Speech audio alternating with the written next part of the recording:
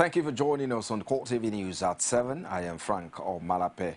Ayuba Wabar of the Medical and Health Workers Union has won the keenly contested Nigerian Labour Congress elections and has been formally inaugurated as new NSC president. He beat the other contestant, Joseph Ajaero of the National Union of Electricity Employees, with 495 points to achieve defeat. The announcement is coming almost 72 hours after the Nigerian Labour Congress reconvened its 11th Delegate Electoral Conference. Other members of the new Labour leadership are 3 Deputy Presidents: Peter Adeyemi, National Association of State Universities; Kiri Mohammed, Nigerian Civil Service Union; and Najim Yassim, National Union of Road Transport Workers. Also elected were 3 Vice President Oyelekon Latif, National Association of Food, Beverages and Tobacco Employers; Amechi Asuguni, National Union of Civil Engineering and Construction; and Dusemi Lawal, National Association of Nigerian Nurses and Midwives. And now the wife of President Goodluck Jonathan, Patience Jonathan, has insisted that her husband will remain in office for 8 years to complete his 2 terms in office despite the opposition. The First Lady made the declaration during the People's Democratic Party Women Rally under the auspices of Women for Change and Development Initiative in Benin, Edo State. She was accompanied by national and state leaders of the party. Women drawn from different support groups across the state turned out for event as early as 9 a.m. They, however, began to leave the stadium at about 1:30 p.m. when the First Lady arrived at the Samuel Agbemudia Stadium, a venue of the rally. Unable to bear the scorching heat, 2 women fainted but were later revived by a medical team provided by the party. Addressing the women, she says the presidency has been occupied for 8 years by other geopolitical zones and wondered why the South-South should be denied the same opportunity. She also noted that the Jonathan administration had performed creditably in various sectors such as transport and education, by her assessment was satisfactory. Meanwhile, President Goodluck Jonathan says he has neither spoken with King Mohammed or told anybody that had a telephone conversation with the Moroccan monarch. He has consequently ordered an investigation into the claims that led to a diplomatic row between the 2 countries. This, according to presidential spokesman Ruben Abati, because his principal was embarrassed by the controversy that erupted over whether or not he spoke on the phone with the king. He said in a statement that the president has asked the Minister of Foreign Affairs, Aminu Wali, to investigate the misinformation from his ministry with a view to unveiling the culprits and their motive. Abati said President Jonathan had been speaking with some African leaders to rally support for Nigeria's candidate for the position of president of the African Development Bank. He noted that in continuation of efforts to drum up support for Minister of Agriculture Akinwumi Adesina, President Jonathan indicated interest in speaking with the King of Morocco, the President of Algeria, and that of Egypt. The presidential spokesman, however, noted that the president had not yet spoken with King Mohammed and President al-Sisi of Egypt, a position he said the foreign ministry should have been aware of. The All Progressive Congress has called on President Goodluck Jonathan to apologize to Nigerians for the embarrassment he has caused them over his phantom phone conversation with the King of Morocco. In a statement in Lagos on Friday, the National Publicity Secretary of APC, Lai Mohammed, said, "In our earlier statement on the issue, we gave President Jonathan the benefit of doubt by asking him to clarify what happened, just as the Moroccan king has done." End of quote. APC argued based on the incident of the Jonathan administration, which it said had little or no regard for the truth. It is safe to assume that the president did not hold any phone conversation with King Mohammed VI of Morocco, according to him. He added that the party would be glad if Jonathan could prove conclusively that he spoke with the king. APC noted that while its earlier major statement was born out of patriotism rather than partnership or partisanship, the president's increasingly rapid leading attack dog frittered away the opportunity to convince Nigerians that his principal did not just conjure up the idea of speaking with the king. APC said the global opprobrium which the Jonathan administration has brought on Nigeria can only be imagined with the likes of Zimbabwean President Robert Mugabe firing darts of Nigeria, which played a frontline role in his country. And now President Goodluck Jonathan has presented letters of employment into the Nigerian Immigration Service to members of the 15 families who lost sons and daughters during the last year's tragic recruitment exercise. At a brief ceremony in the presidential villa, President Jonathan gave letters of employment to 33 members of the bereaved families. He said that he was saddened by the death of their relatives in circumstances that were completely avoidable and unwarranted.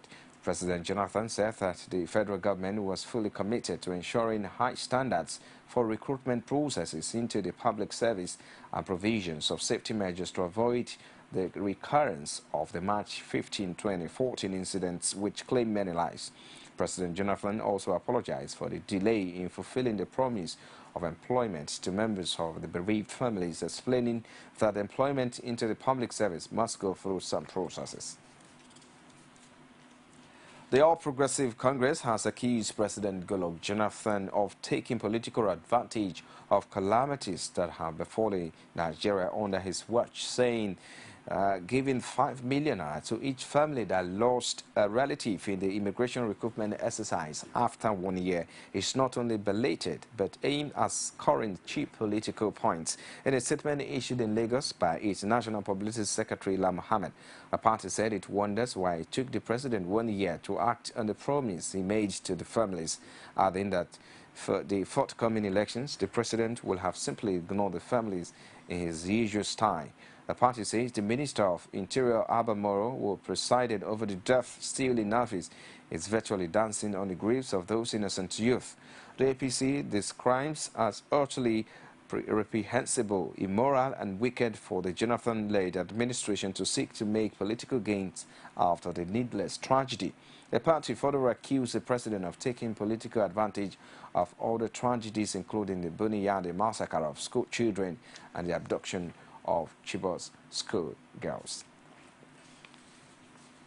As Nigerians were greeted with the endorsement of President Goodluck Jonathan by the national leadership of the Labour Party, the Ekiti State chapter of the party has dissociated itself from the endorsement. Speaking with some party chieftains in Ado Ekiti, our correspondent Rashid finds out that most of the stalwarts and members of the party lay allegiance to Michael Okpeyemi Bamidele, the party's flag bearer.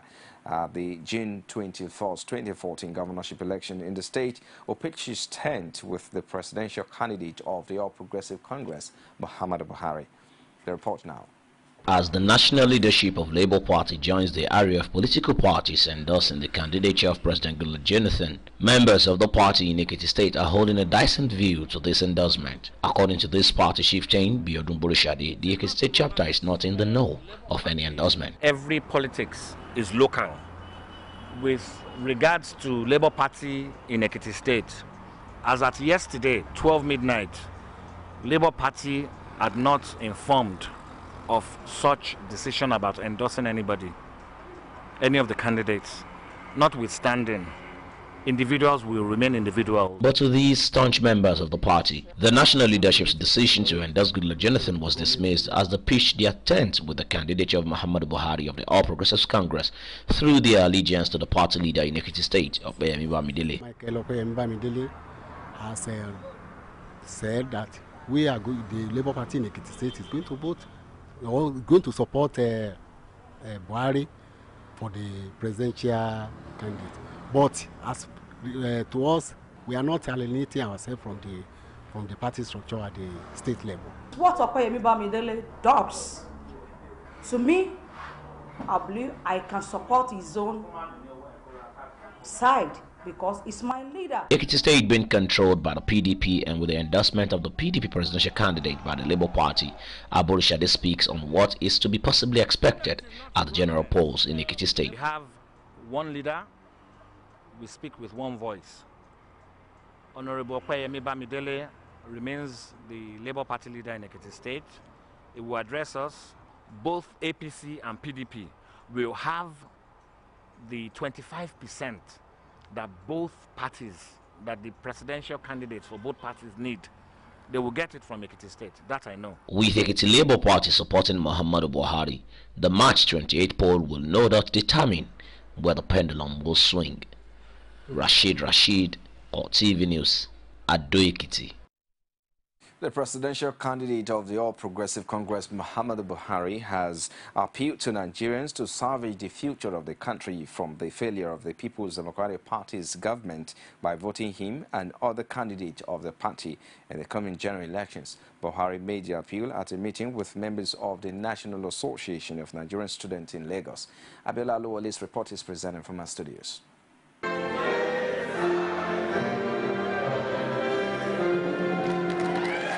Students from across the southwestern part of the country converged in Lagos to interact with the APC presidential candidate, Muhammadu Buhari. The students kick-started the meeting by asking Buhari what his government would do differently if elected into office.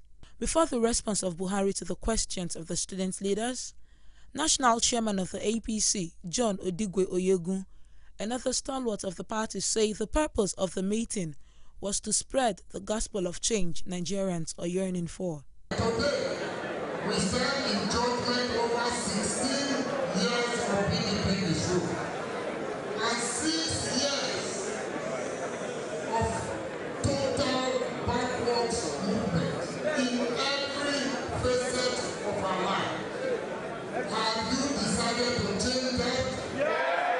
Have you decided to change that? If you agree that your country is not doing well and you want to change it, you know how momentous this opportunity is. I'm not sure if you are fully conscious of how big this moment is. It will be the first time that citizens of this country in 55 years will be changing a government that they do not like by themselves. Afterwards, Buhari says if elected into office, his administration will provide leadership that will tackle the menace of corruption, insecurity, and economic mismanagement, which, according to him, are the bane of the country's development. Economy, the country is destroying. The security, the country is destroying. But we will still have a nation state. Which we, as Nigerians, are correct. And this is what 28th of March and 11th of April are all about. Nobody is going to accept. No Nigerian should accept the extension of the voting day. As political gladiators continue to win the support of the electorate, the expectation of average Nigerians, according to political analysts, is good governance irrespective of the party that emerges victorious at the polls. You're still watching CoreTV News at 7. We'll take a short break. We'll be back with more stories after this time out. Stay with us.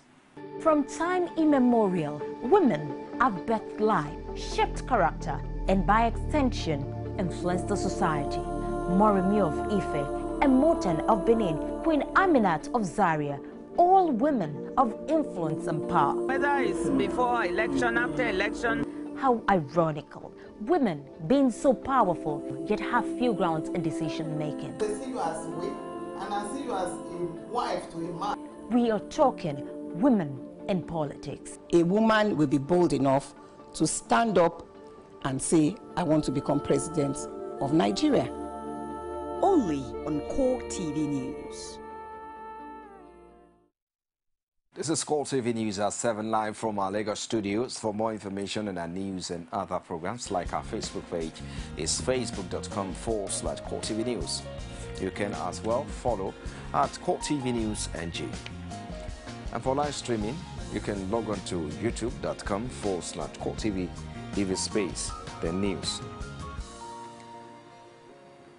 As the debate on whether to use card reader machines rages on, Ekiti State is no doubt playing host to some of the proponents and antagonists expectedly across party lines. The APC and the PDP have been at loggerheads on the success of the mock exercises as Eniola Jai and Duro Fasheyi National Assembly candidate from the APC and PDP respectively argue out the issue.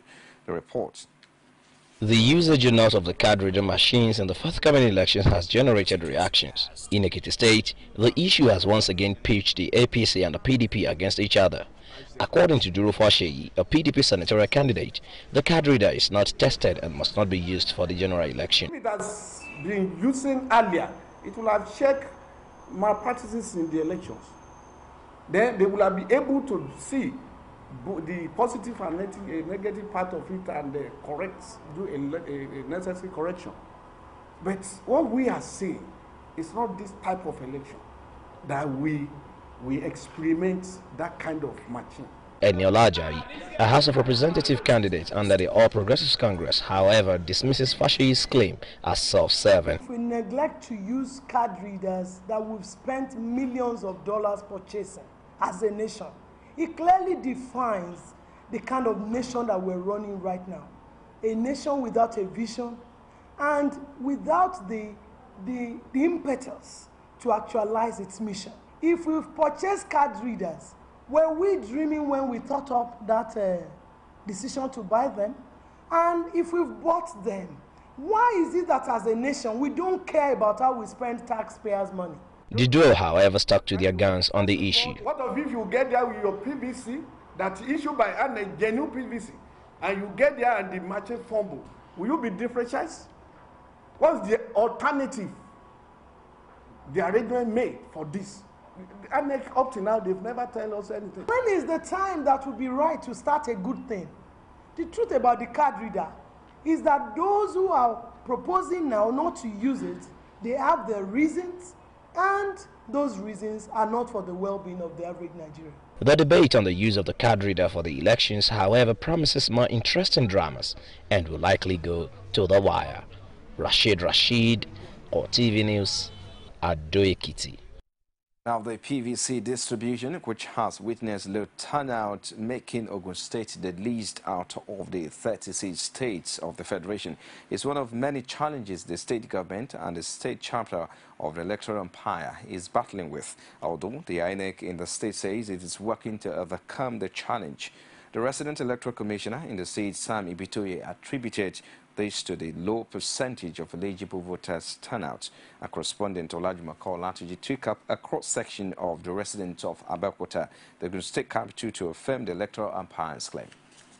Though the electoral umpire INEC has said it has achieved 80% of PVC distributions nationwide, some states are still insisting that there is a low turnout of PVC distribution in their states respectively. And Ogun State is one of those states with 50.1% of this distribution as of 4 days ago. Even though the governor of the state, Sidikunle Amosun, and some of the top political leaders in the state are not seen this as encouraging enough, and the state's rec has attributed this low turnout to eligible voters not coming out to get their PVCs. I'm on the streets of Abeokuta to get reactions from this president on how true these affirmations are. With several complaints trailing the distribution of permanent voter cards in Ogun State, including the state governor, Ibikunle Amosun, as well as top political leaders from different parties, this is certainly not the best of times for the electorate, considering that the general elections is just 2 weeks away. But as we speak today, the card they brought originally, and that is where the problem is, we have 2 or 3 issues now. The first one is that the card they brought, about 1.1 million in November. On my honor, about 600 of those cards doesn't belong to Ogun State. In Ogun State, up until the time of postponement, there was only 40% distribution of PVCs. I mean, are we going to say that we're going to have a free and fair election where 60% of people who are willing to vote are disenfranchised? Are we going to have a lopsided distribution and then say that it is a free and fair election? Despite the widespread dissatisfaction with the exercise, some residents were able to obtain theirs without delay. I may not believe that INEC is trying to deny some members of that right. I think it still boils down to what I would call lapses from the end of the electoral body. Very easy. Even they brought it for me. Okay. But some people have been saying that Ogun State has recorded a very low turnout of PVC collection. They are lying. I think I'm one of the lucky ones. I went there the first time, I saw my name and I picked it up. It was very easy for me. It don't really stress me to get my PVC. I got it easily. But this one say the stress involved has discouraged them from going back to their... No. Actually, I've tried my best to get it from my, my ward. And it's very hard for me to get it. Whenever I go there, they tell me it's either they tell me it's not ready, or the number of people I eventually meet there will be very, very small numbers. I won't be able to wait again. When I went there last week, they told me to come back on Friday. Next tomorrow. So I pray I will go back there and check. Anyway, I have already tried to get my PVC for about 30 times now, 4 times that I went there. But I can't able to take my PVC. I'll get. I'll go and get. I'll go tomorrow. I'll go and try them. I'll get. I go last week Friday. Last week Friday. When there's training for? I don't talk anytime. So when there's... And you are willing to go? I know. But I go several times, I don't tire. I've already go there and tell me say I should come back. Say I never come out. Are you sure you went? Yeah. So when did they ask you to come back? And say maybe they no give me time, sir. According to INEC, as of 9th of March 2015, over 425,000 PVCs are yet to be collected out of the registered voters of 1 million. INEC further said out of the 1 million meant for the state, total PVCs distributed stands at over 899,000. Meanwhile, percentage of collected PVCs based on the PVC received is 65%, while those yet to be collected based on eligibility is 50%. Olajumoke Olatuji, CoreTV News, Abeokuta. The Independent National Electoral Commission, INEC, says 81.22% of registered voters have picked their permanent voters card across the country as at Thursday, March 12. The latest figures released by the INEC spokesman Kaude Ido in Abuja show that 55,904,272 eligible voters have collected their PVCs. A close look at the statistic indicates that Zamfara State has recorded a 95.97% rate of PVC collection, followed by Jigawa with 95.91% and Gombe with 95.50%. A figure from Lagos State shows that 64.71% of voters have collected their cards, while the FCT has 64.56%. There is, however, a marginal improvement in PVC collection in Ogun State, which is now close to the 50% mark with 49.5%. And now Lagos State Governor Babatunde Fashola has maintained government is on the trail of the perpetrators of the recent armed robbery incident that led to the killing of 3 policemen and a woman in the Lekki area of the state. Fashola disclosed this while responding to questions from journalists during his visit to victims of a rainstorm that blew off the roofs of some buildings in Agege local government. Yesterday, we sadly had a robbery attack in Lekki. We lost 3 police officers and a citizen. For us, that is an unusual experience. I can assure residents that they should stay calm. We are already on the heels of those who attacked us. We will find them and we will bring them to justice.